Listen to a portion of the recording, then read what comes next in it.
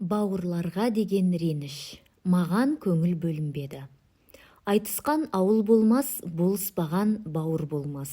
Бала кездегі реніштің есейгенде де дерт болып жабысатынының бір мысалы осы.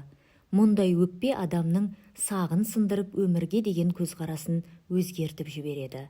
Әдетте үйдегі балалардың үлкендері кішкентайларға өкпелі болады. Өйткені ата-аналары оларды қаттырақ жақсы көреді және мүлде ұрыспайды. Ал өздерін жерден алып жерге салып, жазалап ұрсып жатады. Дегенмен кенжелердің де ренжитін дүниелері бар. Олар өзіне қарай ағылған өзгелердің ашу ағынын қабылдауына тура келеді. Келемежді, қысымды, қорлықты, кейде ұруды да қабыл алуына тура келеді.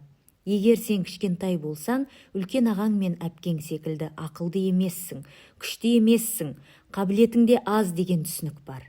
Сен үнемі қатаң түрде бақылап отырған адамның қол астында болудың несі жақсы? Құрандағы Юсуф пен оның бауыры әкемізге бізден сүйіктірек деген сөзден ұғармыз.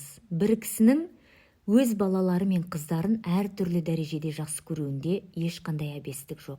Бірақ ардақты пайғамбарымыз мұны білдірмеуді өсиет еткен. Балаларға деген сүйіспеншіліктің әр қилы болуына тыйым салмаған. Тек олардың арасында әділ болуы және олардың арасында бір-бірлеріне дұшпандық туғызбау үшін әрбір ата-ана өз сезімін жасыруы керек.